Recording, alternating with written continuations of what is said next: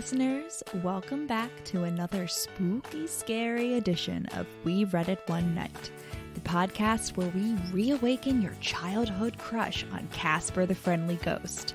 And don't try denying that you had one. Last week, we brought you witches, and now, with Halloween just around the corner, we're bringing you ghosts in The Dead Romantics by Ashley Poston. We have Florence Day, our romance novel ghostwriter, and Benji Andor, her strict, hunky, and allegedly dead editor, going on basically what amounts to a funeral scavenger hunt around Florence's hometown. Oh, and did we mention that Florence can talk to ghosts?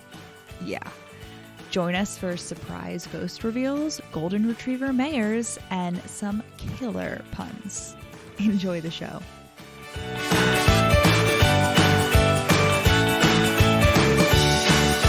Obviously, we're a puzzling family. Mm-hmm. Listener, I'm pretty sure we've mentioned this to you before. If not, we're a puzzling family. We puzzle every night. And we leave the puzzle on the table during the day. And obviously the cats go on the table during the day, and they like to sleep in the puzzle boxes, and it's very cute and it's whatever. But obviously, because they're cats, they inevitably knock pieces on the floor, they like to pick up pieces with their claws and then sniff them and then put them back in the box. But so the last two times we've finished a puzzle, we will do all the puzzle and then there will be one piece missing. And both times these pieces reappear 24 hours later next to a cat. The next day, Addie, one of our cats, is sitting outside my room, and I just happen to look down, and what do I see? She brought it to your door, an inch from her paw. But the where I don't know where they take them. She brought it to your door as a gift. Where do they That's take so them? cute. Where do they put them? Why do they take them for 24 hours and then give them back? It's only one piece. It's like a reward. There's no cats in today's book, except tangentially. No, that's the not hero true. has a cat. Yeah, he does. Yeah, but she never gets to appear. We never get to meet her. And she has a fun name. She has some sort of a cat pun name. It's like Cindy Clawford, but not Cindy Clawford. It's the same thing as in Love on the Brain, where she's I bet he's a dog person, but then he has a cat. Yeah. You know. Today we're doing The Dead Romantics by Ashley Poston. Oh, that definitely sounds like an author. I don't know if it's this author. Let me see. It definitely sounds like an author. Ashley Poston. Yeah. Yes, Ashley Poston. The Dead Romantics. This is a listener suggestion, a multi-time listener suggestion for spooky season. Halloween read full of ghost puns. We're doing The Dead Romantics. Guess what? One of them is dead or not. And I would like to say about this book that I haven't had a ghost reveal this dramatic since I saw Safe Haven by starring Julianne Hough 10 years ago. It's this movie. It's an adaptation of a Nicholas Sparks novel, and the whole time she Julianne Hough, who is the heroine, she has this friend. It's her friend who gives her sage advice and encourages her to find love. And then at the end, and the hero, the hero's a widower in that movie, so his wife's dead. And at the end, she sees a picture of his wife. And guess who his wife is? The ghost. And I remember being so she was a ghost this whole time. The ghost reveal is not the love interest in this movie, but it's in this book. It's a different one. But I just remember I was like, wow, I didn't think that I would experience a ghost reveal. I also want to say that I love how Ashley Poston is very clearly a romance reader. She's constantly name dropping. Every popular romance author that you can think of writing today, this heroine has read at some point and name drops at some point. She's in a bookstore and she's like, oh look, it's Christina Lauren and Alyssa Cole, and it's no, it's her brother is guessing who she's a ghostwriter for. And he's and then she's let me get the new Sarah McLean from the bookstore. Yeah. Ashley Poston's just on. She's listen, I know. I'm in the romance in crowd. I know the jizz. And then the jizz. I really hoped you weren't going to call me out on that because I really Someone regretted had it to. the time that it came out of my mouth. I don't know what I was trying to say. The gist. The jizz. Well, hey, listen. It's not that one. It's not the first time we've talked about bodily fluids on this podcast, and it I won't be mean, the it last. does go So with the. It does go with the. It's on the brand. All jizz. right. Unfortunately, the hero cannot jizz for the majority of this book because he is Okay. a ghost. Yeah. No, it's true. There are also quite a few like Twilight references, whether intentional or not. Like, okay, so I think she's intentional. a ghostwriter for Anne. I forgot her name already. Annie, let's call her. It was like a famous, like long, very prolific, like long-standing. Annie Like who's she? Nichols. Annie Nichols. She's Who's the basically like lady? Nora Roberts. She's basically She's Nora Roberts. Yeah, yeah. And the heroine is whose name is Florence. She's been a ghostwriter for Florence her. Day. Yes, and her editor has left, and so she's going to meet her new editor, and she brings him a cactus as a present, like to meet him, which is like Bella in the Twilight movie, like coming to Forks with her cactus. Yeah, and I love the parody movie when like the actress has like a giant cactus. But today, so we had a yard sale today, and we made $21. Woo! Heck yeah! But I was like selling some of my plants, Rachel. I was trying to sell the one that you dumped on me, but unfortunately no one bought it. But someone did buy one plant, and there was these 3 little boys, like elementary school age boys, that like came to the yard sale multiple times. They kept coming back to buy new things. But the youngest boy was like, I'm going to buy a plant. And his older brothers were like, no, like we have enough plants. What are you going to do with this plant? And he was like, I'm going to buy a plant. And he like, took his quarters out of his pocket and he took home a succulent. Maybe he brought it to this editor. Wow, incredible. I wonder if like plant selling is a lucrative business or not. Oh, for sure. I don't know. I'm just so I'm thinking oversaturated. Of like, no, but if you have like, especially if you like can like get like pots, like cool pot, you know what I mean? Like For you can sell cheap? that like a succulent in a pot for like $20. No, I understand. I just like don't. How easy is it to find buyers? If you go to like the farmer's market, I'm just thinking of like the places in New York that I've bought. There's that's like not what I'm talking about. markets. I'm talking about like you right now. If you were to start a plant selling business and just like somehow sell, I don't know, like I don't know where you would advertise. Facebook Marketplace. I don't know. My friend's roommate used to do that. I just don't know if it's like actually lucrative. It feels so oversaturated. Like yeah, because you could always just go to like Home Depot or like a farmer's market and get it. Like why would you get it from a random person? But the Home Depot ones are always like dying. Anyway, and I just want to appreciate this pun, the fact that she's a ghost writer. She's a ghost writer. Yeah, I know. There's plenty of puns. But she's 5'2" because of course she is. And she does not believe in love anymore because she had like a really shitty ex like a year ago, and he's the worst. Yeah, he really is the worst. Absolutely the worst. And even though she's a romance author, like she's really struggling to write this romance book, and that's what she's coming to like ask her new editor for, to make it a different genre. And he rightfully is like, this is a romance imprint, ma'am. But she also, I did appreciate that she wrote like, she's like, yeah, like the romance writing was like a good career for me because like I wrote smutty like X-Files fanfic as a teenager. And I was like, excellent follow-up career. That's the romance writer path. Oh my God. But she did. She had her own. She had written a book like under her own name, and it didn't do that well. And then she got pegged to do like 4 Anne Nichols books. Like Anne Nichols herself asked her to write these 4 books. And so this new editor is Benji. He will be the love interest. And thank God he goes by Ben. I don't know whether I could take, I was like, I can't take a man seriously if he's named Benji. That's not a hero name. You know who Benji is? I assumed it was Benjamin and then he went by Benji. Benji is the guy from Pitch Perfect. It's the magic guy from Pitch Perfect. It's the sad little magic man. He's cute and deserves a happy ending, but he's not a romance hero.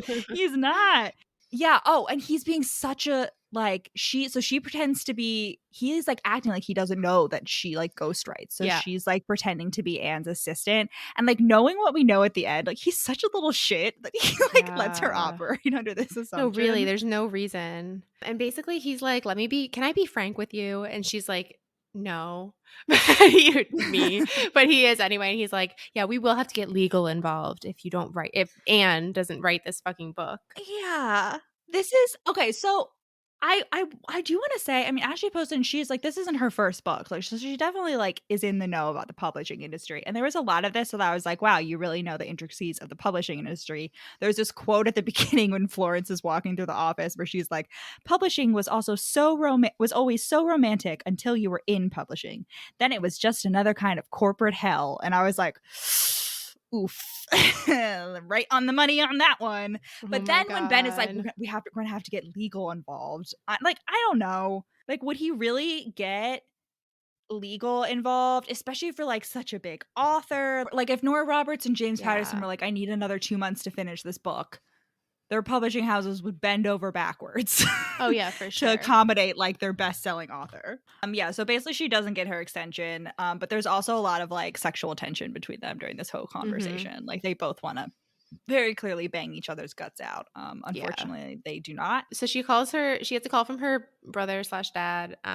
They chat. Her dad's like, oh, like, when are you gonna get a fella? Or, like, when I met your mother, I was so smitten. We didn't leave the hotel room for 3 days. And they talk about how her family runs a funeral home. And we find out that Florence hasn't been home in like years and years, because when she was a kid, she solved a murder by talking to the murdered boy's ghost. And she was like really badly bullied and ostracized. And this is how we find out that she can see ghosts. On one hand, I'm like, you should go visit your family. On the other hand, I'm like, yeah, I get it. I get not wanting anything to do with it. So her dad still helps ghosts, but she just like ignores every ghost she sees in New York. Like, she sees one on the train and she's like looks away, which, like, I get it. Like, you obviously don't have an obligation to help people, but also you're the only one who can. Like, we don't know that anyone else in the world can do that. Like, I don't know. Yeah. That's shitty.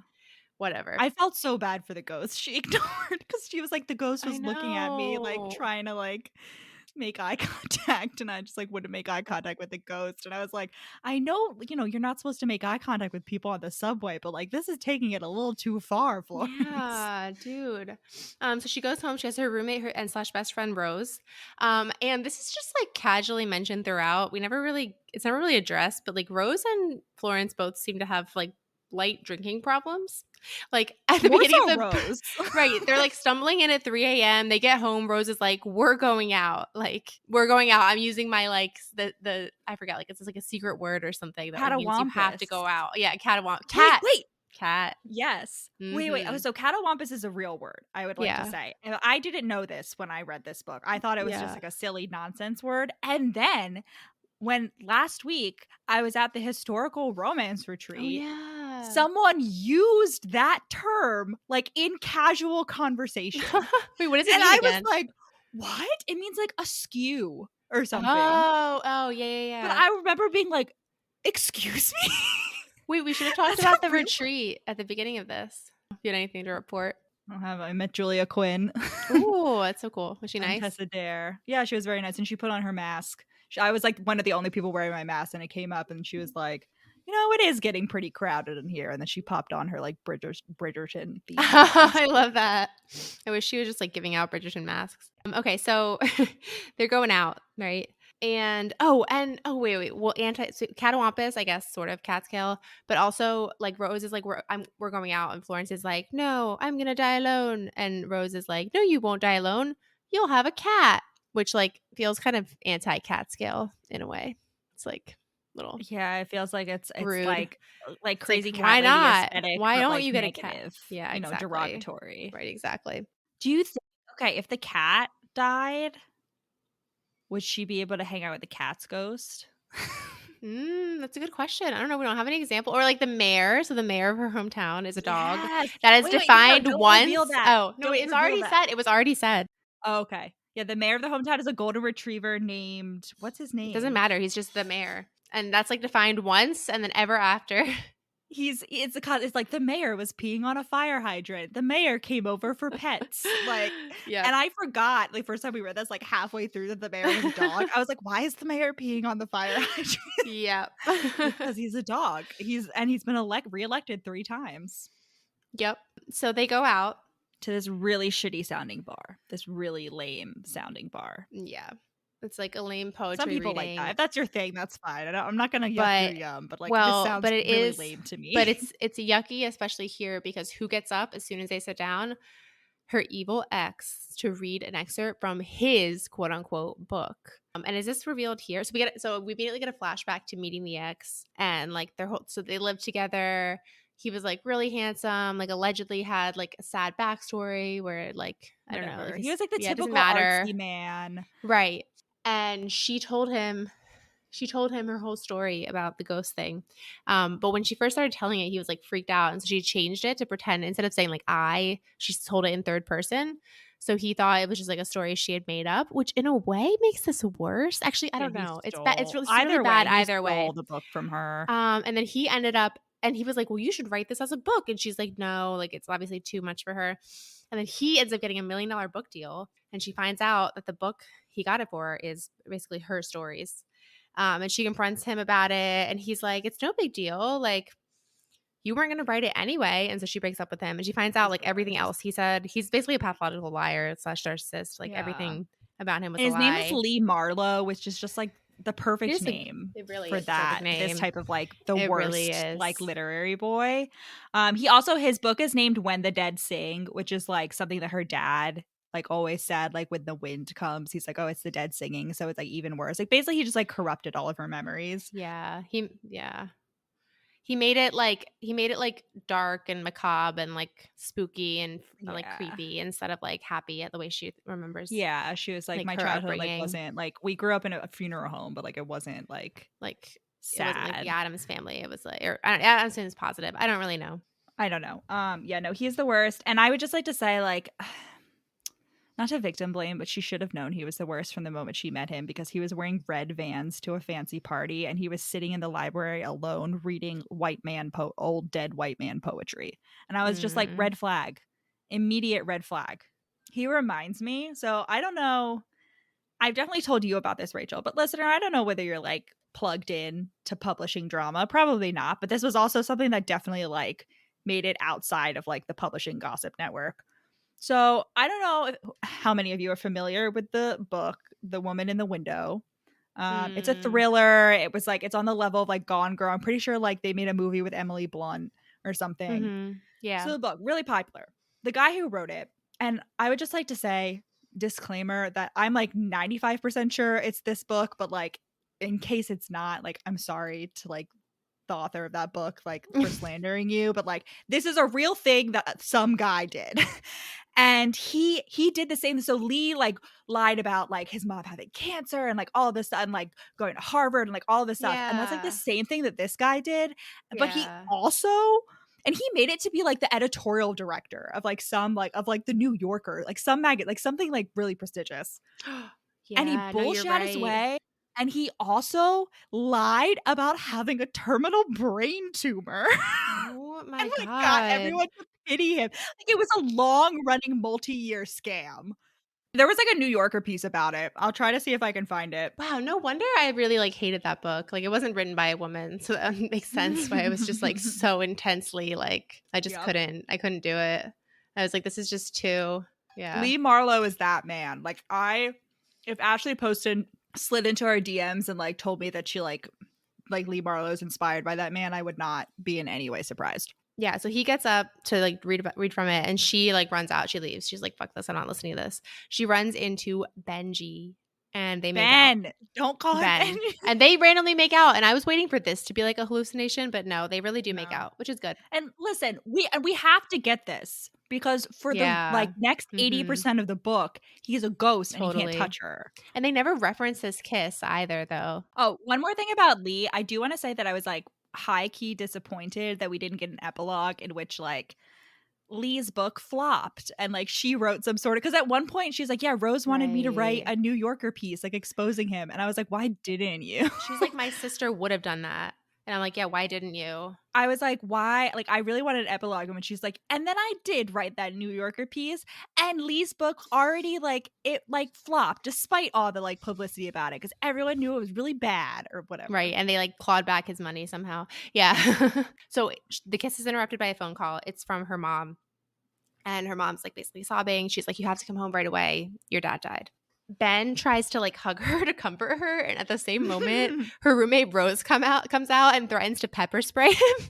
Which good for her. She's like, I I don't love know, that. like I don't know, random man. But who I you thought, are. well, she knows who he is though. Like they were talking about him before. Yeah, but and she didn't she was recognize like, he's him. really hot. Yeah, I forget what else she said about him. Like he left his fiance. He's so like Jane Eyre. He had a fiance. He left her at the altar, and they're like, "Have you even read Jane Eyre?" Yeah, and we did get foreshadowing about the dad because when she was on the phone with him earlier, or like her brother was like, "Yeah, dad's having chest pains." Like, try to convince him to go to the doctor. So she has 2 younger siblings, a brother named Carver, and then a sister named Alice. Yeah, they all have like very old-fashioned names, which I I appreciated. like. The dedication feels very like a commitment to the funeral home. Like if you have a Victorian funeral home and you name your kids Right. like McKinsley, like It's like you don't deserve the home. it's like what Stephanie Meyer thought she was doing with the Cullens names, right? Like this would have been better than like Emmett and like I mean, it's not bad like Edward, Rosalie, Alice, like those are pretty old fashioned, but like not in the same like hit you over the head way as like Florence and Carver. Like, why wasn't Rosalie named like Maud or something? Or like even Right. Rose. Even just Rose would have No, been better. Rosalie is old fashioned, but yeah, but like Carver, like come on. That gives like that picture, like what is it called? American Gothic. man That lives like on painting of Newport, the Rhode man and his Island. wife with a pitchfork. No, he lives in like Des Moines, Iowa in 1910. As does Florence. I was thinking like prep. I was thinking like all white tennis club gear, like goes to Newport, summers in Newport. But like originally old fashioned. Yeah. Anyway, she walks in and they're reading the will without her. Like, is that even legal? Like, I'm sure it is, but like, what the fuck? And this is I was the so first or last time. this. They didn't wait for her, and it's not like she was late. Right? Did they tell her own the time? carelessness? Right. Her flight was delayed. You know, so she was late. Okay, because I was like, did they even tell her the time? Yeah. No, she was late, but I was like, why didn't they wait for her? Like, yeah, it's not like she's like, oh, she just like left late and like she like wasn't like. I see. Her flight was a little better. And they knew it was delayed. That's a little better. The way I missed that, and I thought that they had just like decided not to tell her. She was expecting to just come home, and they were like trying to do it without her. Whatever. I mean, that would be kind of in character for what this family does in this. God, well, I know this isn't right. It's not the first or the last. It's not the last time. Shit. Right? Not really. They apologize and like they talk it through, but I was So basically, the dad had like really specific wishes for his funeral. He wants 1,000 wildflowers. He has receipts from like an order he put into like Party Fair 2001.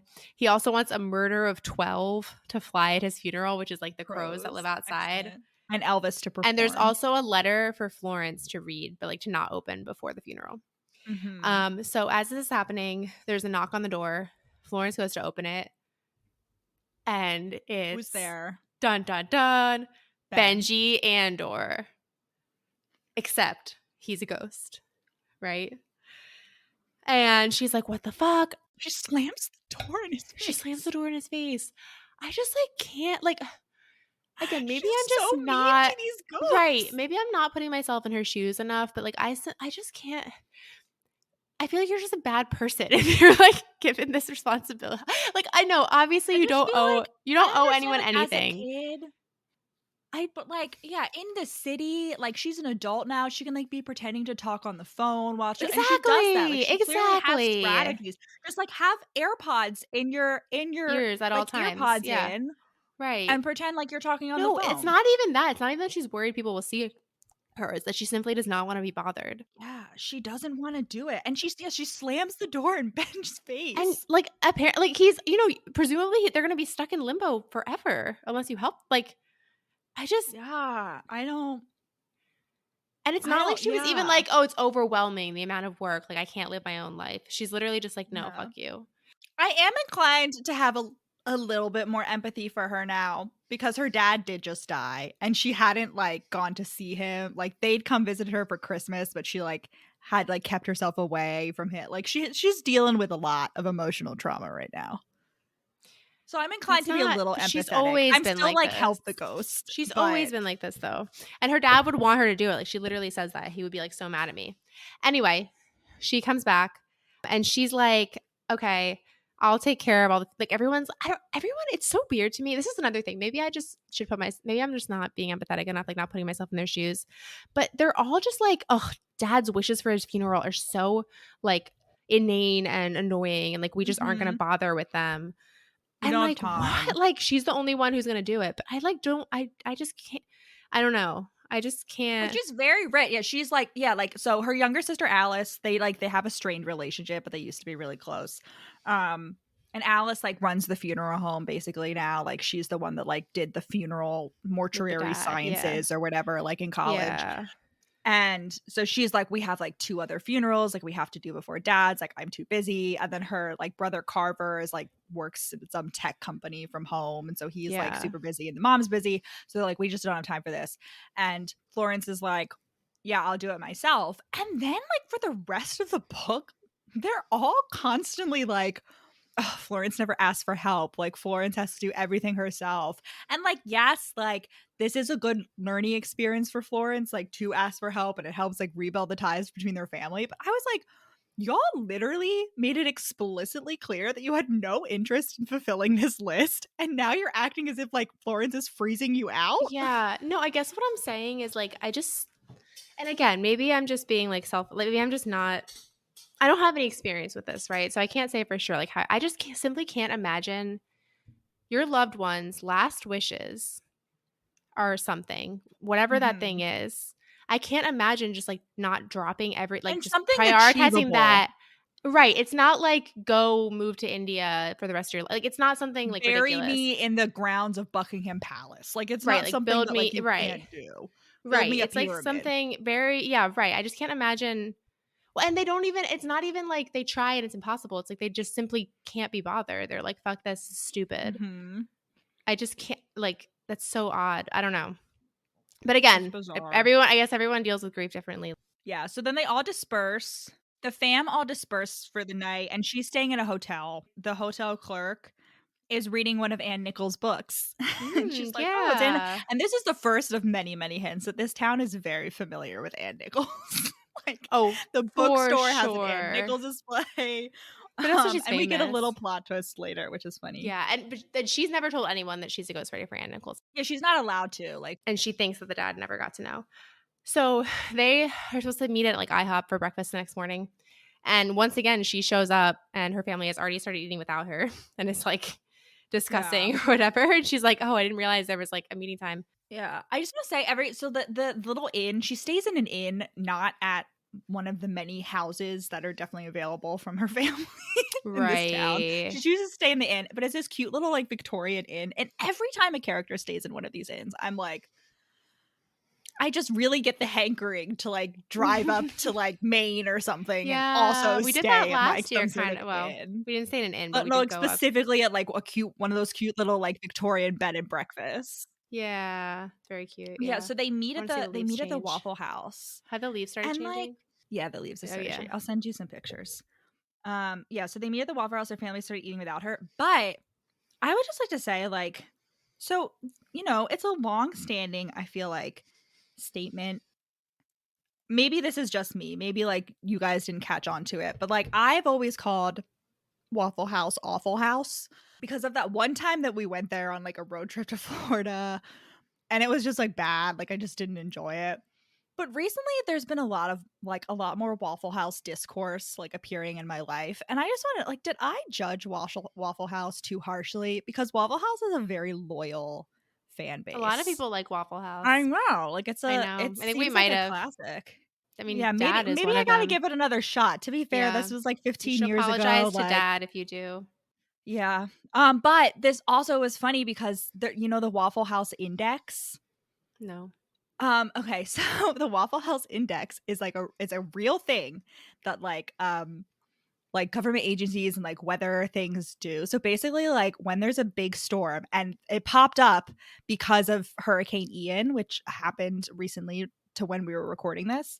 And basically, it's like how many Waffle Houses are closed down, like whether the Waffle Houses close or whether they stay open indicates like that has a direct correlation with the severity of the storm, like how much damage is going to be done. Like the Waffle Houses, like, and it came up because a lot of Waffle Houses were closing in like Florida and stuff. So they were like, oh, it's going to be bad. There's going to be a lot of damage. Wow. It's like the Pizza Hut thing. Have we talked about that with the CIA? Or not the CIA, the Pentagon? Oh, yeah. Did we talk about that on here? I don't know. how like large US military operations can be predicted by the number of pizzas being ordered to the Pentagon. Because that means that like everyone's working late and like has to, doesn't have time for dinner. So they used to Yeah. order like just from Domino's, I think. Like they used to just order like a ton of pizzas. And so you could like literally predict it. But then like ever since that came out, there was like an academic paper, like the guy got the Domino's data. They started ordering from like a bunch of different places. Oh my gosh. Yeah, so they go and like they're all just kind of mean to Florence. And also this is the first indication that we get that they're having some sort of like financial meeting. Like the mom and Carver are going to like some sort of like fight, about like his like, all the things he's left behind. And they keep cutting her out of this. And like yeah. Which just seems really shady. Yeah, they keep having meetings with the lawyers and like cut it and like not telling her about financial stuff. And I was like, I just because their eventual excuse is like, well, like you've been gone for 10 years and like you never really indicated that you wanted to be interested. So we thought you didn't want to be interested. But I was like, I know this is a pretty big thing to just assume. No, and it seems like I don't know. It seemed really just like suspicious and shady, like they were trying to like steal from her somehow, right? Like that's what it seems like when your dad dies and like they're all trying to like keep you from hearing the will and like from having any say in his finances. It's like what I mean, obviously it's her family, so like they've never really been like bad to her, right? So it's not like we have any they're not the villains, but like that's villain behavior. Like, in a book, like that's something the shady like cousin does to like keep you from getting your aunt's like inheritance or something. Right. The fact that they're not even like, oh yeah, Florence, we're going to meet with like the lawyer, and like this coupled on top of the fact that they started reading the will without her. Right. So I'm like, did she miss things? Right. Does everybody that's in the will have to be present? I think they all have to be invited, but I don't think you have to wait for everyone.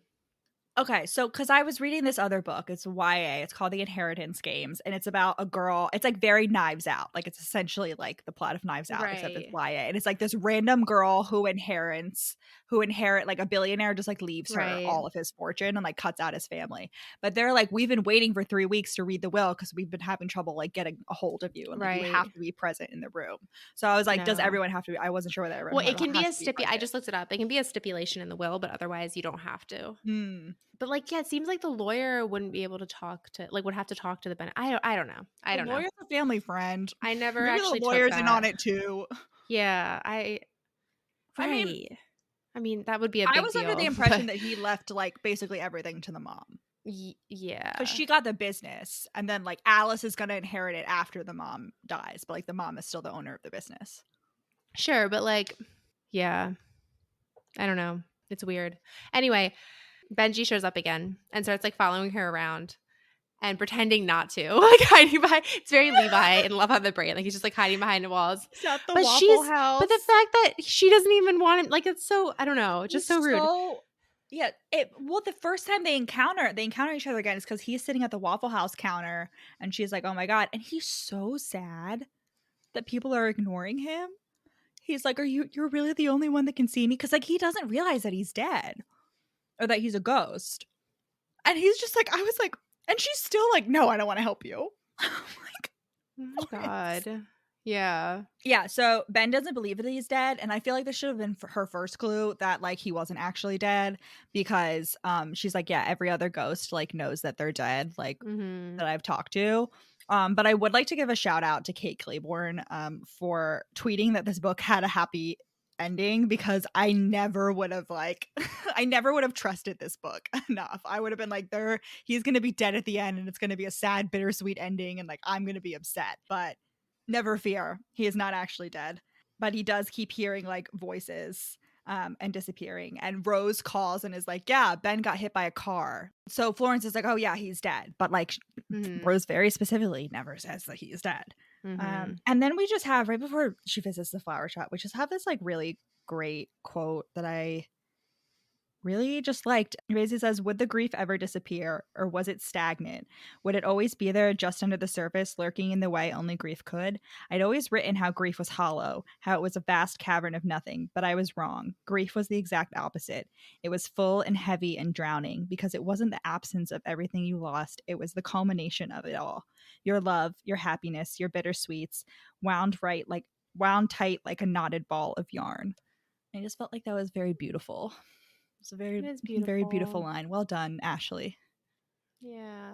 So she goes to the flower shop to get a quote for the wildflowers, which are like really fucking expensive for 1,000 wildflowers, I guess. And then the man at the store is like, oh, sorry, like those flowers your dad ordered will probably be late because I'm so busy. And she's like, what flowers? And he's like, he ordered those flowers for like old Mrs. Jenkins down the street. And she's like, I'll deliver them. And he's like, okay, here you go. And they go deliver the flowers, like her and Benji, and it's to this old lady, and her ghost husband like shows up, and like she's like, the old lady's like, oh, my husband used to give me these every time on our anniversary. Like, I really still don't know who's sending them now, like now that he's gone, you know. And the ghost husband is there, and like frankly, if my dead husband doesn't use someone who can see ghosts to send me flowers every year on our anniversary, then like what's the point of getting married? You know what I mean? Like what's the point of it all? Men, if he wanted to, he would. If your dead husband wanted to send you anniversary flowers, he would. That's all I'm saying. Raise your standards, ladies. He could do it like ahead of time.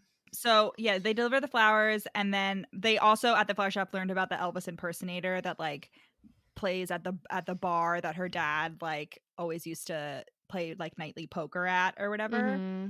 And they're gonna go to the Elvis impersonator. Before they do, she like pours herself coffee and like calls it like zoom juice. This is like later on, but like she calls her coffee zoom juice. She also used the word doggo. But it was funny because, oh my God, I tried so hard to find this tweet, but like I know Ashley Poston tweeted this, where she was basically like, a lot of people are like saying in their reviews and shit and like tweeting at me that like the zoom juice and the doggo, that like Florence is like so like how lame she is, and she's like, I don't like think you understand. Like Florence is a loser. Like she's supposed to be a loser. She's Wait, like, why? Like she's. I just thought it was. She's like, what are you talking about? Like she's not supposed to be cool. Like she's just supposed to be lame. And I thought it was funny. She was like, that was on purpose, guys. Oh, and I mean, whatever. Like it's fine. Oh wait, also sorry, talking back to like the family cutting her out of everything, I just found another note that like makes it even more suspicious. Like she's talking to like this guy that used to work with her dad, and she's like, yeah, they were talking about finances when I got to breakfast today, and they changed the subject way too fast to be inconspicuous. So they like being actively shady, but like it comes to nothing. Whatever. They have like a meeting with a life insurance rep. Yeah. People keep talking to her and then like almost like bringing up something, and then like they get cut off, but like because they're talking about like her book. So like they all read her first book and loved it, like the whole town did, and it was cute. Yeah. They're also in the hotel, and the mayor canonically dogs can see ghosts, and the mayor comes up to get Ben to pet him, and Ben can't pet him. I was like, this is so sad. I know, but this is when Florence is like, see, I knew he was a dog guy. Which wait for the twist. So they go like for a walk, and she's like, wow, like Ben is matching my walking pace. Like Lee never did that. He always expected me to match his. Bare minimum, lady. Bare minimum. And they're going to walk to the cemetery. She calls it like a moonlight walk. She's like, I'm just not going to mention that I've been permanently banned from the cemetery post dark. Like, no, she's not. I wouldn't call her a loser. She's like totally a rebel child at school. Like she's like, yeah, like I used to think, like, besides sneaking to the cemetery, there's that time I started a fire at school, stole the coach's golf cart, broke into the museum. Like me and the local county cop are not on good terms. There's a running joke that one time she like accidentally brought a possum with rabies into the police station. God, yeah. And she didn't know it had rabies. No, but She's it's like, she true. needed help. She's like, I possums thought never have possums couldn't rabies. get rabies. No, yeah, Yeah. they usually can't because they're marsupials, and Yeah. marsupials usually can't get rabies, but they can. So there's no rabies in Australia, but there is a closely related like other virus. I can't remember what it's called, like Lista virus, something like that. That is like That closely possums related. can So get. maybe that's what they Okay. can get. But I think they can sometimes get Yeah. it. It's like rare. But about that, like, I'm not sure whether I don't think she was doing that because she was rebellious. Because at one point in the book, we get a line where she's like, she was doing it to help ghosts fulfill their last Yeah. like Okay. act on Earth. So like, was she rebellious or was she just like empathetic and like So did trying this to do all her ghost happen duty? before she was 13? Like, at what point did she stop doing the ghost duty? I don't know. Whatever. So we knew, I guess, before, and like it's brought up that Benji knows Lee, her ex, Lee Marlowe. Yeah. And she's like, "Have you read his book?" And he's like, "Nah, it seems boring." But he says he has read her book. And that he like really liked it. And he really liked her first book. But yeah, they're walking in the cemetery. They see a bunch of stars, and I just like became very irrationally angry at this part just because of like at light pollution in general. And I think it was especially highlighted because I was walking through the park in San Diego, and there was like a literal highway over going through this park, and I was like, That's so weird. Wait, actually, it was horrible, and I was very upset. I was like, I wish we now could see the stars. that you just said that, I also experienced last weekend a park that had like a literal highway going over it. Although it was more like it's like a park that's like along like a river, not really a river, like a bayou thing. So there are obviously no roads crossing it.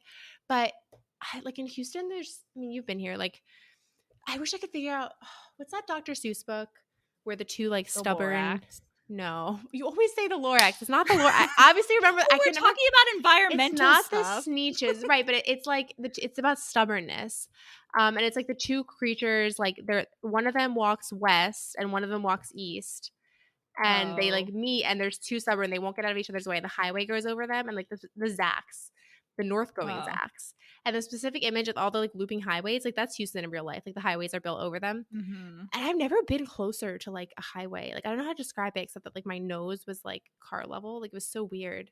All these like cities not on the East Coast had so much opportunity to like plan, be planned out, like it was like you could have just made a park with no highway going between. They really it said was very easy. You had so said much no opportunity. But Ben also mentions that he grew up in Maine, and guess who lives in Maine? Anne lives in Maine. Oh, I didn't catch that. That's called foreshadowing. And you know what? It's good foreshadowing because you don't note that. Like the first time I read that, I didn't like note it, but this time I was like, no, makes sense. So the police officer shows up, Officer Saget, like Bob Saget, and they have to run away. And then and then Ben disappears because he hears like the chattering voices. And Florence is thinking about like how she has to be careful. Like she's like, I've made the mistake of getting too close to a ghost before. Like that keeps getting hinted at and we're never really like explained. She's like, if I know anything about death, the goodbyes are harder with ghosts than corpses. Yeah, I know, but it's so like the kid vague. Murder she solved. She was like, she had like a crush on him, and she thought like, he wanted to like be her he was like reciprocating, and then it turned out he was fucking dead. Which she didn't realize he was dead at first. She didn't realize he was dead at first, I think, and then she realized he was dead and helped him solve the murder. Because it is about the ghost. When she talks about the ghost, she's like, sometimes like they look super solid, but like if you look at them at like a different angle, like they're not. They're trying to figure out like why he's there with her, because like he lives in New York. Like there's no reason for him to be there with her, and like that's really we're never really given a reason as to why he's there with her other than like true love. She thinks it's because his business is like getting her to finish the book. Yeah. Which is dumb. And I was like, can you imagine how lame that would be? Yeah, the book is like, oh, that's dumb, like blah blah blah. But like it also like kind of is. Like it kind of is, insofar as like her finishing the book requires her to believe in love again, and like no, I'm just saying kind of is. No, I understand. I'm just saying it's dumb. It would just be stupid to like have that be your like last business on Earth. He's like a workaholic. Like he's like said that. I guess. Yeah. So anyway, the next morning, I just want to say, like, I have a question for you. The officer like confronts her the next morning just to be like, "Were you in the cemetery, Florence?" And she's like, "No," Right. and he is like, it's illegal to lie to an officer. Is it illegal to lie? No, absolutely Okay. not. That's Okay. but it's also definitely not illegal for the police to lie to you. So, Yeah. Yeah. it's illegal to obstruct an investigation and like, broadly defined, but like you can't like it would be illegal like let's say they're looking for a body and you're like, "Hey, the body's over here in this ditch." And that's just like a bold-faced lie and it's a lie, like, you know, Yeah. that's illegal. But Okay. And then she goes and gets the Elvis impersonator, who's like this guy that works at the pub, and it's all good. She's like, "Good, I got that." so she notices that Ben has like a wedding ring on a necklace that he wears around his neck, and she's like, I wonder what that's about. So file that away. Oh, his cat is named Dolly Parton.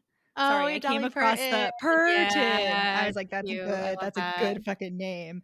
Oh yeah, she tells Ben that she booked Elvis. She's like, "Oh, like I did that." And he's like, "Elvis is a ghost?"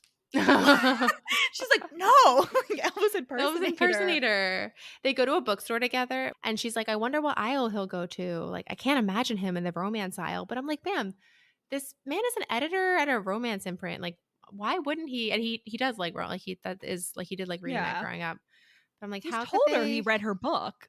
Yeah. Oh, so she like waxes poetic about her first book's like failure under her own name or whatever. Hmm. And she's like, "Oh, my book was such a flop." But so this is when I was like, okay, Ashley Poston clearly knows a lot about publishing, but also I was like, you know nothing about publishing, because she's like, "My book was a Right. flop." Her book was a romance novel that was published initially in hardcover, which I would like to say, listener, does not happen. I mean, think of like all the romances that even like the big popular ones don't get hardcover releases until like it's like a special edition.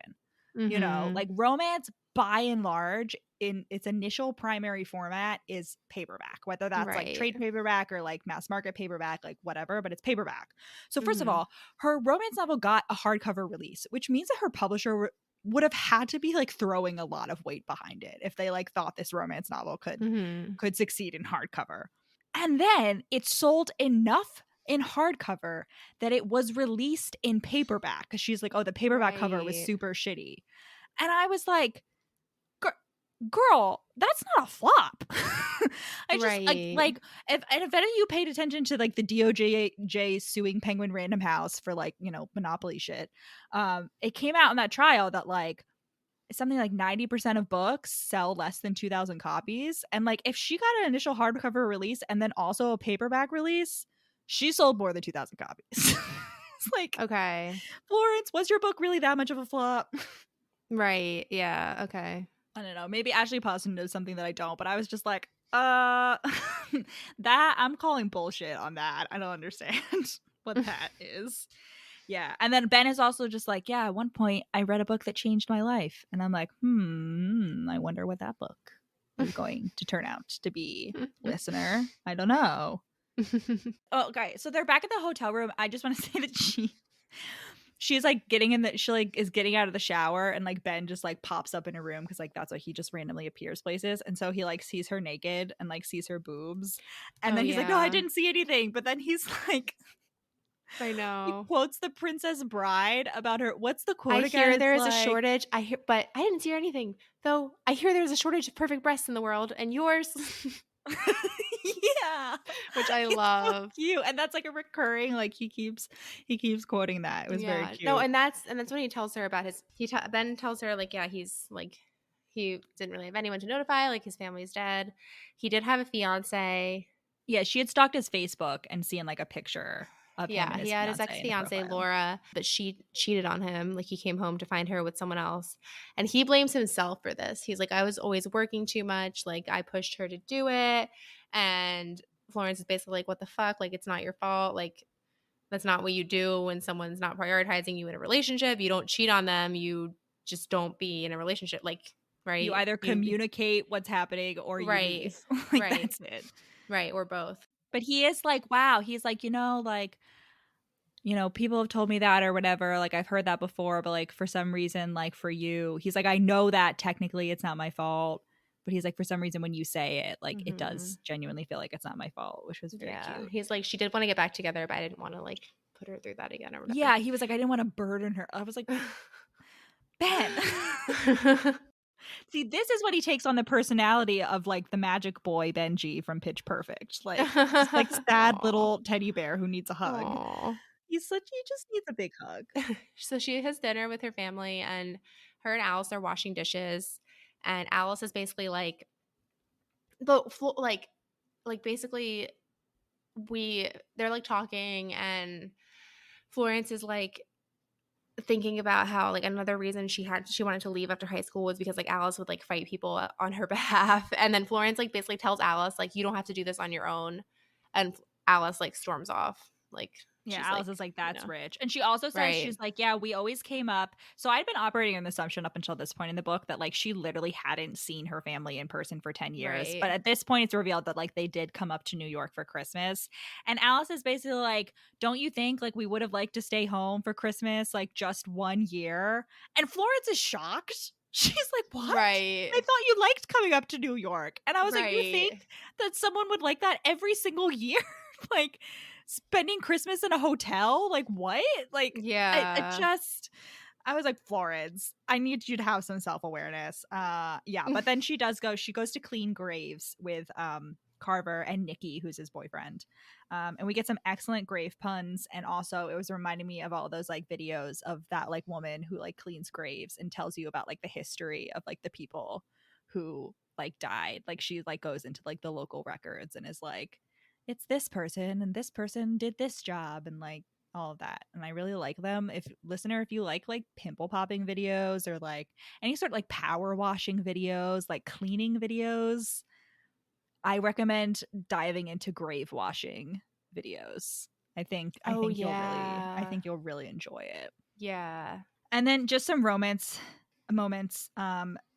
Ben calls her darling, and she's like, "Wow, I didn't like when Lee called me pet names, but I really like when Ben calls me darling." And also, Ben has his shirt yeah, sleeves rolled up, naturally, and she's like, "I'm a forearm girl," and I'm like, "Who isn't?" Honestly, yeah. listener, can you tell me seriously? Like, have you ever met someone who's not a forearm person? You know, I just feel like forearms are like universally, yeah, like yeah, someone rolls up like a No, button down shirt, here's the yeah, thing about the pet names. You've heard me, if you've been listening to this podcast, say about I don't like most like pet names usually, but I have a new rule. Pet names, it's okay as long as they have a reason behind them. Like, doesn't matter like how, you know, simple the reason is. But I think the broader rule is that they just need to be acknowledged. Like, right? Like here it's acknowledged that he started doing this. It's not just like randomly thrown in and no one mentions yeah. it. Like one or the other, or just, I guess like the reason is a subset of the acknowledgement. Like, yeah, that's all we really Uh-huh. need. She gets an emergency text from Alice, and it turns out Alice is like, come to the funeral home, and like she needs to like reassure Alice that she has like done up the makeup and everything for her dad's body. Like that she's like done it well. And she's like, yeah, Alice, it's good. Which, by the way, if you would like to learn more about mortuary sciences, there's a good YouTube channel called Ask a Mortician. And it's Oh. this woman who like tells you about all that and also like gives you like fun history and like that kind of stuff. Yeah, and so they have like a brief bonding moment, but like naturally it doesn't fix their 10-year strained relationship. And then Carver and Alison, the mom, go to dinner and they all invite Florence, but Florence is like, no, I'm not going to come. And I'm like, ma'am, you can't complain that they don't invite you and they're not including you if you never say yes. Like, if you keep saying no to Yeah. things enough times, people are just going to stop inviting you. Like, that's just how that works. Right, right. But it's also weird that they like intentionally change the subject and like all that stuff. I don't know. No, yeah, no, no. It's that's different than the finance thing, but like she's also like there's a constant refrain where she's like, yeah, I Yeah. feel like detached from my siblings. I feel like left out. Like I don't Right, like, right, right. and I'm like, you've been gone for 10 years and you're still like isolating yourself. Right. I'm not like fully like it's a horrible situation, but like you know, like You can't be they're like, who grieving was too, you know, like how can they manage like their grief and your grief at the same time? Like Yeah. but she has a heart to heart about her dad with Ben in the funeral home, and then like the window blows open, and like the wind blows through the house, and she's like, "Oh, the dead singing." And Ben realizes that Lee like plagiarized her life basically, and he gets so angry about it, and she's like, wow, like it's really nice that like someone finally got like angry for me like about it, like I haven't been able to like tell anyone or whatever, which is like interesting because like later on she tells her family and they get angry, and like Rose definitely knows, and like I don't think Rose knows. oh, I thought Rose knew. Okay, maybe not. Anyway, she's like, yeah, someone's angry with me, and I really like that they're like that you have that like that juxtaposition of like their respective traumas and how like they both have to reassure each other that it's like not their fault because they were both in really toxic relationships. Also, like any of her family, I feel like could also like sue Lee for using their likeness in this book. Like it's really not her secret to keep. Like it's also just so like any of them would have like a right to do something about that. Well, she does tell her mom like right after this. Well, she's like, Mom, I have something to tell you, and her mom's like, oh my God, you're pregnant. She's like, no. The mom's like, good. The mom's just like, fuck him. And then she goes to go scream out in the rain with Benji. It's very cathartic. It's lovely. I really enjoy that. And then she sees her childhood bully in the inn, and she has like a girl power moment where she's like, I forgive you. Right. I was like, okay. They're reading Anne Nichols' books. I think it's funny. Oh yeah, they have like a book club. Yeah, which is funny. Yeah. So Ben like spends the night in her room, but ghosts don't sleep. And so like it kind of like it's cute, but like it's kind of like no, but it's Edward Cullen moment. She says that she's like, well, you could stay, but she stops. She's like, I'm inviting him to watch me while I slept, a la Edward Cullen. It's a coin toss whether he'll be flattered to roleplay Twilight or not.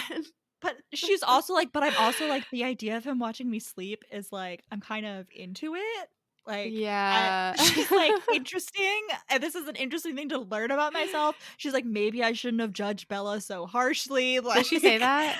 No, but I feel like that's like the natural progression of her thoughts. She's like, wow, like I'm actually kind of into that, so maybe like it's not that weird that Bella was totally chill about him watching her sleep. So they hike up to the ridge together, even though she hates nature. And okay, she goes on this monologue about how nature hates her, and it vividly reminded me. Do you remember that summer, Rachel, that you kept getting pooped on? Yeah. There was like one summer where Rachel, like every time she would walk under a tree, a bird would poop on her. Like it happened like how many times? Like 5 times. It happened a bunch of times in Nicaragua and like once in Thailand. Yeah. Horrible. Yeah, it just happened, and like she would hear a rustling and like run out from under the tree, and then like a splatter of poop would come down right where she was. Yeah. I was like, that's Florence in this situation. Yeah. And so she goes to the ridge. The ridge was also where she found the body. So that's why she's like been avoiding going up there. But yeah, she like goes to look for wildflowers, and they have like a little dandelion wish moment, and like, you know, it's beautiful, and they get swirled up. But then unfortunately Ben disappears in the dandelion dust. And I really love this trope of like small town is like super like the supernatural small town trope where it's like I mean obviously in this book like it's explicitly supernatural because she sees fucking ghosts, but like apart from that there keeps being like these little moments of magic in the town where like it could be supernatural or it could just be like nature. And I realized that I really liked that, and I read another book called Part of Your World by Abby Gemini's that also like has this trope where like it's just a small town where it's like little moments of magic, and I really enjoyed. Also was like, no, she explicitly I like it too. But she explicitly was like, yeah, there's the flower shop where I bought my corsage for senior prom, or my date for senior prom bought my corsage. It turned out to be haunted, but I'm like, what does that mean? Like a haunted corsage? Like what? Did the flowers, like if ghosts of the flowers have ghosts? Like, I don't know. Yeah, but anyway, yeah, apart from the seeing ghost thing, there's also like the like possibly supernatural town thing, like that little like small moments of magic that I really enjoyed. Yeah. So then it's time for the wake. Her childhood bully comes to the wake and is like nice all of a sudden. We find out that there are 1,000 wildflowers, right? Oh, she's only does that. To apologize. She like organizes the whole town. Like the whole town like gathers together. Okay. See, because her dad was waiting like, for that to happen. I was waiting for that to happen, but I missed it. Okay. So we find out that Benji's parents died and his grandmother adopted and raised him. So file that away. And then it's time for family game night. Wait, right before that, after the wake, they have like a cute dance scene like all the people have gone from the wake and like the family just like all start dancing together and she's like kind of dancing with Benji but like she can't touch him, so like it's both cute and sad. And she also at some point around this time, like she's like to Benji, she's like, don't you wish you'd never let me walk out of your office, she asked jokingly, and he's like, yes, just totally Absolutely. like, but yes, absolutely. She's like, oh okay, file that away for later. Good to know. Yeah, then they have the family card game. At one point her brother makes a clicking sound with his tongue, and the audiobook narrator stops to make the sound. Like they're like, Carver made a clicking sound. Like which I enjoyed. This audiobook narrator. Yeah. Benji helps her cheat at cards. Why do it's weird that I have a question. Do you keep calling him Benji because you hate me? Like, do you have something against? That's just what I have written me down, spelled a different time. It's not what I have written down. I think it's cute. And it's weird that the family keeps being like, oh, is your ghost friend here? Like, whatever. And like, it turns out they thought it was like the dad the whole time. But it's just weird. No, but they that, already like, had a conversation where she's like, it's not the dad. It's just weird that like she's not more open with him about it. And at one point she's like, what, do you think I'm making it up? Like, do you think I'm crazy? And that just the concept that that's like even on the table with her family after the dad could do it too. Like, I don't know. Yeah, it's very bizarre. I just can't get the vibe. Like, is this a normal? It's treated as like a very normal thing, except when it's not. Like, I don't know. You know, it's almost like magical realism at some points where it's just like they say magical things and they're treated as like normal every day. But like other times it's like suddenly as if it's like weird and they don't believe her. We also find out that the dad used Ghost to help him cheat at his weekly poker match, which is like great. I was like, quite frankly, like, yeah. Like, if you have to like deal with the responsibility of like helping Ghosts like finish out their last purpose, like you should be able to use them to your advantage. For sure. See, I feel like that's what I was thinking. Like, I feel like even if she had been like, oh, I'm just too busy to help the ghost, like I feel like there's definitely a way to make the ghost thing into like a profit, your means of living, your living. Like, she's constantly like, I'm running out of money, and I'm like, use the ghosts, right? And it's funny because there's currently a scandal in the poker world where like this woman at a tournament, like she made like essentially like a really good but like lucky call, and for some like somehow they're like accusing her of cheating. I don't really understand it, but she's like, they're basically like, you aren't like skilled enough to like have like actually figured out that call, and like everyone's like, okay, but poker is like literally about like calling your opponent's bluff. Like it's literally just about like learning people's tells and like figuring out like taking the risk. Like it's literally like a game of chance a lot of the time. So anyway, that I was like, maybe she was using ghosts. That's rude to say she's like not skilled. Yeah. Oh no, it was definitely misogyny involved in this. But yeah, I hope she was using ghosts. They deserve it. I also enjoyed it. At one point she's like, I always play cards like a chaos agent, but Ben is meticulous and strategic. Yeah. So the term chaos agent is like a real term. I thought it was just in that one book, The Princess. What was it called? How to Find a Princess. How to Find a Princess. Yeah, that one. We did that. I enjoyed that. Refer back to our episode. It's very fun. Yeah. And Alice and Florence have like they have a heart-to-heart, and they're officially like whatever. And I really at this point I was like, Ashley Poston, she definitely has siblings, and if she doesn't, like, well done. You know what I mean? Because I don't think I've ever. Because like I was like, this is how siblings actually are. I was like, this isn't. They're not calling each other bro and sis. It's not like Full House. Like they make up immediately. Like it's like all these like little. Yeah. If Ashley Poston doesn't have siblings, like, damn, I'm very impressed with like her ability to write siblings, because normally, authors that don't have siblings cannot write siblings. Yeah. So the next time she sees Ben, his hair is longer. He has stubble, like as if he hasn't shaved. And she's like, I've never seen a ghost change before. Then again, I've never really paid attention. I'm like, girl. Just so, and he keeps having like bad vibes moments. And I'm like, this is definitely like when he's being like shocked with like paddles or something. Like something. Because, okay, so swooning. Yeah. Yeah. Like it keeps happening. I was like, okay. And then, so they sleep in the bed together. And I just think this would have been the perfect opportunity to have like a moment where he like tells her how to touch herself because like he can't That's what touch I her. So thought. he's like, That's what I and keep we do the remembering. next morning like kind of get this in which he's like, here's all the things that I would do to Right. you. So Mm-hmm. like dirty talk, but I was like, I Mm-hmm. would have, they don't like go all the way, you know what I mean? Like she Right. doesn't need to come. I was like, it would have been kind of cool if he was like, That's what now I like thought was do gonna happen. this. Honestly, that's what I misremember is happening. Yeah. He also tells her how he saw her like years ago and was into her At the at party quote. where she met Lee. Yeah, it was Dante's motorbike launch, like a book, I guess, which just okay. It gives Bridget Jones, right? Isn't the book launch in the beginning of Bridget Jones Kafka's motorbike? What is it with calling things motorbike? Is that like a I don't thing? know. No, like really, is that I like don't something I'm even missing? know. Like, what does that mean? Is that a reference? Yeah. And so she met Lee there, and he had just started dating Laura.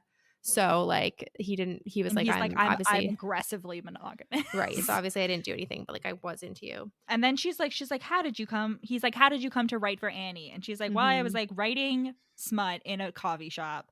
And like she came up behind me, read over my shoulder, critiqued my work, and then asked if I wanted a job. And he's like, when did this happen? And she was like, 5 years ago. And he's like, 5 years ago. So What? file that away for later.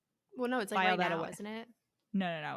It's I don't a have any little more bit notes. later. I mean, do you just want to say it now? Yeah.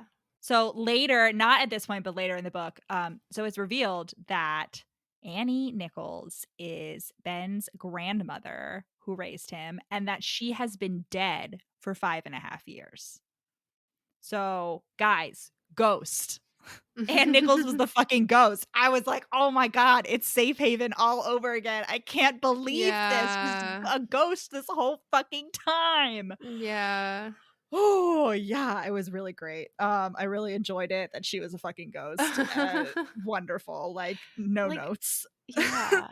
Like, why didn't they tell her? Like, it's so weird. I guess they didn't, like, her agent knew, Anne's agent. Like, I guess because she didn't know Anne before. Like, it's just weird, but whatever. He's like, I just assumed like Anne had like set this up before she Before died and like didn't dying. tell me because he's like, that's Right. something she would have done. Right. Not telling him. They have the funeral. It's sad. Like, she And reads turns the out the party letter. decorations are like balloons that are like, it's a death. Happy death day. And I was like, that's funny. Because the guy at the party store had been like, "Are you sure?" And then she has to like run away for some reason. Yeah. Yeah. It was like 20 years ago that he ordered this. And like they have to Right. like squeak at the receipt. It's like water damage, whatever. It's very Yeah. funny. Yeah, she reads the letter. And we do get a summary of like what the letter said. But and you know, like normally, like I've definitely talked about this before. I don't really like when like a character gives a speech or like gives a performance or like something like that in the book. Like I always just feel very Mhm. awkward. But this was a moment in which I would have liked the letter. Like I would have liked to actually just Mhm. hear the letter It written was built out up instead of so just like a much. summary of it. Right. Like, it was built up so much, especially because she like wasn't allowed to read it beforehand. Like, Yeah. oh, Rose also showed up for the funeral. She Yeah, flew in, like her she's friend nice. Rose, wearing the same Louboutins that Florence had worn to the Dante's motorbike years ago. Like, which the more I hear about Louboutins in books, the more I'm like, I need these. I think it would make my boss respect me more. No. I'm not Yeah, I kidding. mean the red soles, yeah. Yeah, But they're very exactly. expensive. They're I like, know they're very expensive. I know they're like 1,000, over 1,000. yeah. I also hate heels, and there's no reason for me to wear heels. I'm already tall, so like I don't need it. But Like, and like they your boss hurt. would respect you, She Rachel. would If you like definitely respect me more. straighten your hair like a Fox News anchor, like come in with the Yes. Louboutins, she'd be like, wow, I'm all over it. Yes, the standard is how cute you look, and that would definitely meet it. File that away. Make a note. File that Ruminate away. on that Christmas for the present rest of for the me. weekend. Yeah. Well, what are Red like Louboutins. what are like the options? I literally never even looked into I this. think Like, you what are can like the get like height you can get? tan black. I don't No, I know. don't mean like colors. I mean like heights. Like, is there a kind Oh, that like would not like want to make me want to kill myself? I don't know. I don't know. But Anyway, let's wrap this yeah, up. let's wrap this Okay. up. So Rose is like, by the way, No. Ben disappears first. Ben disappears first before she finds out the Rose. But also, like, first Ben reveals that like he read her first book and like her first book like helped him like while his grandmother was dying and like it's yeah, very and yeah. I was like, this man is a ghost and he still manages like romantic speeches and grand gestures. And I'm just like, step it up, men. Step it up. These ghosts are showing you up. Like fucking Ben, the old man who gives his wife flowers. Like, Jesus fucking Christ. The bar is in hell, and like these men are ghosts. They're doing it from hell. They're exceeding the bar from hell. They're not, I mean, they're not in hell. They're good people. Anyway. Yeah. And then she like lets him go. She's like, you can leave. And I'm like, because like he's been like making an effort to stay there the whole time, and I'm like, would he have like woken up from his coma earlier if she like had let him go earlier? Like if he had. No, I think 100% yes. Oh my God. No, I think that is absolutely the implication. Yes. So she opens her old fan fiction box and she finds a note from her dad that basically reveals that he knew that she was Ann Nichols this whole time, and like he had bought every book, and that the whole town knew, like literally everyone in the town knew that she was Ann Nichols and was like a big fan of Ann Nichols, which makes the Heather thing very interesting. The fact that Heather was reading at the book club and was like still mean to her, even though she knew. I didn't think about until just now. Anyway. Yeah, and now she believes in love again, and Alice and Rose are dating. And then Rose is like, yeah, Ben Andor woke up from his coma. Yeah, Florence is like, what do you mean? He came back from the fucking dead? And Rose is like, I didn't say he died.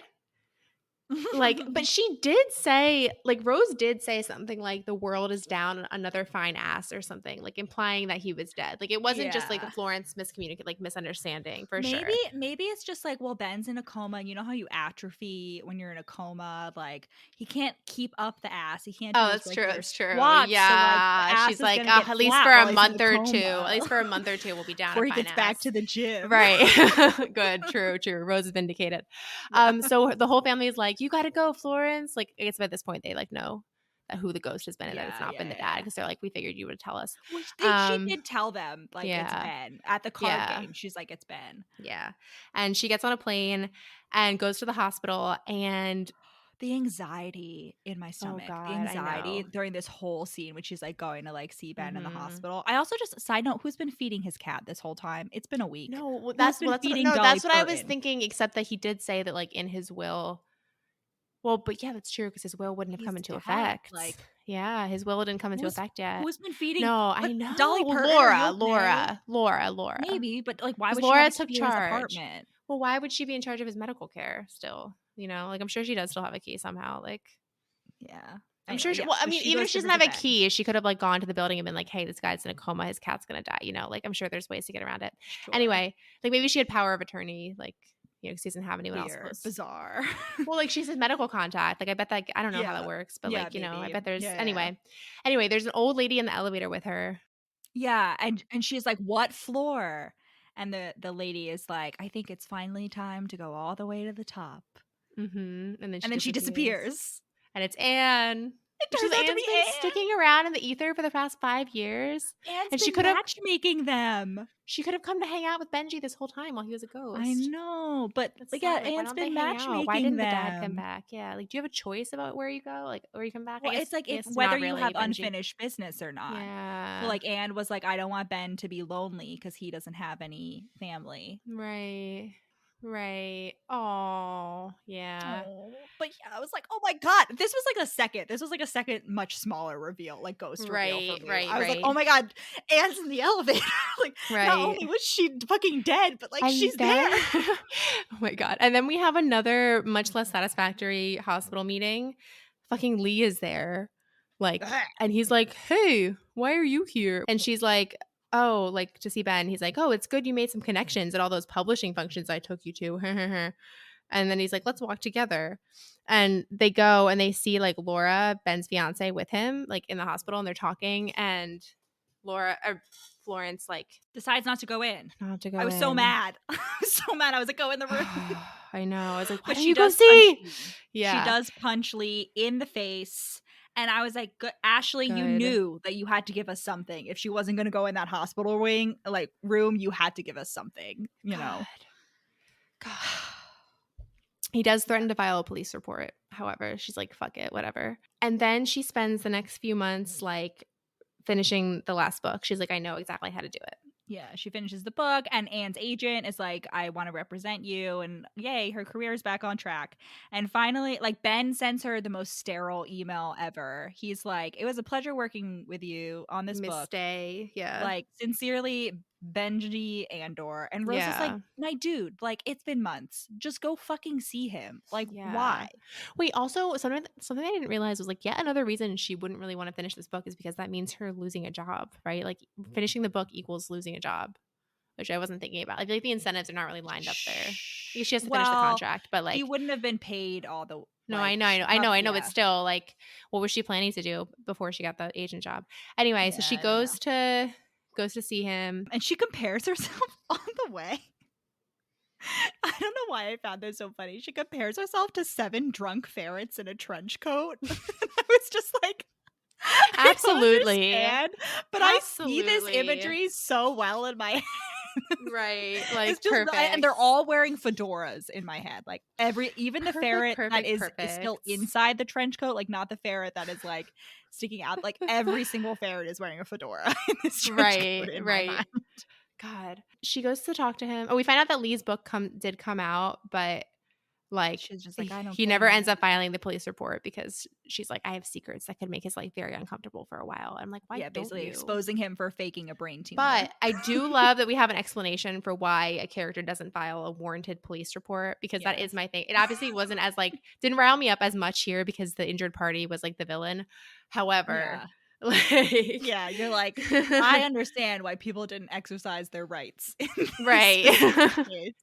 She does, as she's going up the elevator to see Ben, she sees a man sweating in his suit in the elevator. And I was reminded of your longstanding campaign to how ridiculous it is, the professional men's clothing. formal wear for hot short weather. Sleeve men's short formal wear. Yeah. You know, I was telling one of my guy friends about this, and he was like, what? And he's like, no, like, shorts and, like, short sleeves, like, that's not, like, formal. And I used, Rachel, your term, like, your phrase, like, that can be marketed out of you. That opinion can be marketed out of you.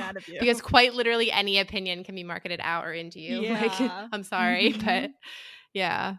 Yeah, bold of him to be like, oh, fashion standards are, like, what's the word? He's like, no way. Because I was talking about, I was like, listen, there's a gap in the market. I was like, someone could make someone could figure out how to, like, market that out of people and, like, make men's. No, and then people say, like, oh, but, like, it'll be too cold in the office building. It's like, yeah, the reason the office buildings are so fucking cold are because of the idiotic weather not matching suits. Like, think about it. We all say power. I have to, like, keep a sweater at my desk. We could be saving, like, so much energy. Like, save the planet, save your armpits, buy our product. Right? Like, planet, save your armpits. We've got a tagline, copyright pending. That's copyrighted. I'm saying it right now. That's been copyrighted. I'm writing it down so that it can officially actually be copyrighted. Yeah, so she goes up and she sees that he kept her cactus, and then he calls his coffee Zoom Zoom juice, and she's like, oh, he does remember me. She's like, wait a second. Yeah, nobody else would use that loser term. No, I hate that that's, like, the joke that gave them away, but also, like, yes, it works. And then so basically it turns out he just, like, the reason he hasn't come after her, because this whole time I was like, why the fuck hasn't he come to find her? Like, even if she's not gonna find him, it's because he, like, thought that he dreamed it, and, like, that's fair. That's fair. Yeah, right. And she gives him a signed copy of his book, and that's what finally puts him over the edge to be like, wait a second, come here, toots.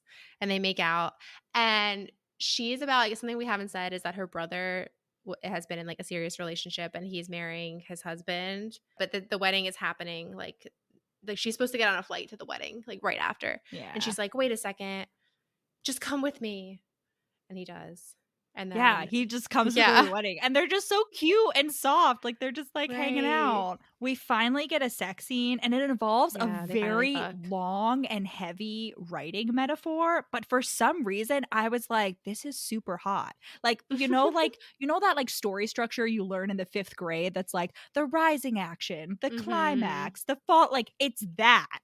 Yeah. And I was like, how is this sexy? How did she pull this off? Right, but, like, somehow. Why is this hot? Right.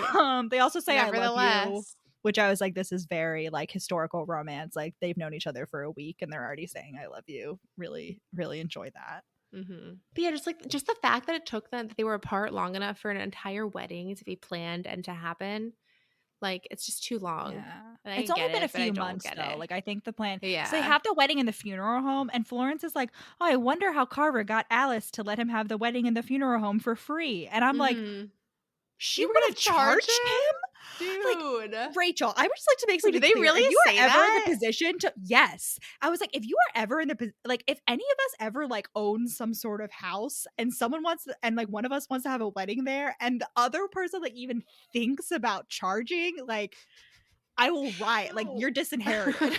No, You're much done. less like the family funeral home, right? It's not even like okay, no. I mean, it'd be one thing if like Alice had started a wedding business, okay, and he was Yeah. having his wedding there on a Saturday in the season. So like, not only would like she would be giving up a ton of income, you know what I mean? Sure. Something like that. Like that's one thing. But no, it's literally like their family like The funeral property. home. Who the Yeah, fuck is having a like wedding at the funeral home? insane. Yeah. Whatever. Yeah. And then just the last thing, the old couple, the wife finally died. And so like they're reunited. Yeah. And also Ben can see ghosts now.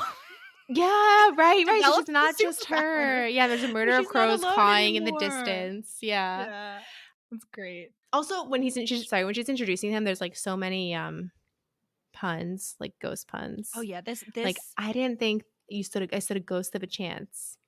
You were yeah. deadly serious. I love that you were a free spirit. Well, all of the chapter titles are also like ghost puns. Like they're Are all they? Oh, I like, missed that. it's all not like ghosts, they're all like some sort of dead, like they're like either like plays on like dead movie like ghost movie titles, or like Yeah. common phrases, or like they're all great. I was like, and they all like fit with the content of the chapter. I was always very like very impressive, Ashley. Good with the work. ability to like not only have this like consistent amount, like 30 plus puns, but like also have them like go along with each chapter. I was like, she put work into this, and good work, it's Ashley, seen and it's appreciated. Good work. All right, cat scale. Woo-hoo, well, Dolly Parton, I feel like immediate, despite the fact that Dolly Parton didn't make it on scene, her name I feel like makes up for it. Just the fact that it's a cat pun name. No, and like, that he has a cat. Yeah. That he Yeah. wrote his cat into has the a will. cat, Like and she wrote has everything a pun into name. Yeah, Right. everything goes to the cat. It's like Yeah. that, like the tree that owns itself. But so I feel like there were only like two other cat things. Those cancel out. So it's really just like the net that's left is Dolly Parton, which like is a few Dolly points. Parton. Well, I also just feel like ghost, like Halloweeny, like, you know, like, but it's very Black Cat adjacent. Maybe. Like it's spooky season. I feel like spooky season belongs to the cats. You know. Yeah, just like the derogatory cat lady. But nevertheless, that was very rude. Okay, 3, 2, 1, 3, 5. All right, 4. Fair enough. This was a lovely one. Thank you, listeners, for suggesting it. Thank you, Twitter, for telling me that it has a happy ending, because otherwise I never would have read this very lovely book. Burned too many times. I feel like we also had a lot of recommendations in this book. Yeah, definitely. It's almost like a primer. Yeah, it's almost like a romance book primer. Like if you wanted to just like read this as your first book and then like get other ideas, it'd be a good it's a good little like encyclopedia. Yeah. And you know, I get why she didn't have her like really take down Lee, because it would feel almost a bit too like gratuitous. Like what's the word where it's like wish fulfillment? It's like it would be almost too easy if like it actually worked out, because in real life, like think about it, someone comes forward as an accuser, you're gonna be in litigation for years and probably be slandered by like his book publisher press. I didn't think that she needed to sue him. I just wanted her to write a dramatic sure, but like still, yeah. But no, I understand that, but on the other hand, I'm like, it's fiction. And you know, no, I know, but you know what I mean. I know what you mean, but like this is a common resolution in romance, right? Is that it's like the character didn't get revenge against the person who wronged them, but like they like, you know, moved past it and like healed, and like what they realized that like it doesn't have to like control their life. And I was like, yes, that's healthy. That's good. This is a positive like character arc that like we should encourage, but also revenge. It's not really revenge. It's just like setting the scores. Like maybe even like she doesn't even expose him. Lee gets hit by a car. Oh, Lee no, is that wouldn't have jaywalking, no, and he gets hit by a car. No. Not unless she somehow got the money out of that deal. Because, like, the punch it no, because I don't really think that's the thing is also, like, why are we saying that, like, physical violence is, like, a better I mean, I thing think the than world just, would like, be taking him down with the pen? I think the world would be a better place without Lee in it, frankly. I think this world. He Even, seems like, like a an disgraced overall he seems like overall a terrible person that nobody actually Mhm. likes. He's horrible to her. He like Benji doesn't really like him. Like the only reason he talks to him is because they used to work together. Like, Yeah. it seems like nobody actually likes this man. No, that's So, true. where can they find us, Rachel? No, it's your turn. They can find us on Instagram, Facebook, and TikTok at We Read It One Night. You can email us, wereaditonenight@gmail.com. You can check us out on Redbubble if you want merch. We Read It One Night. We Read You It can podcast. We Read It Podcast. Also on Twitter, We Read It Podcast. And yeah, Leave us a See us on 5-star YouTube. rating and Woohoo! review. Thank You know, you. like, listener, like, let us know. Does the fact that we are constantly complaining about like which one of us has to say this spiel, like, does that like turn you You can off cut from that like out. actually following? You could cut it out. I know, but I think it's funny. It's just But like, listener, stressful. let us know. Like, do you think it's funny? Do you think it's like fun banter? Or are you like, I'm not gonna like? They don't even like saying like talking about their No, it's not that I social- don't like talking about it. It's that my brain short circuits every time I have to like remember what to say, even though it's like slight variations of the same thing, but like it's too much. It's like short, It's too much info. Yeah, TMI for my poor little brain. For a little noggin. Yeah. All right. All right. Godspeed, comrades. Godspeed.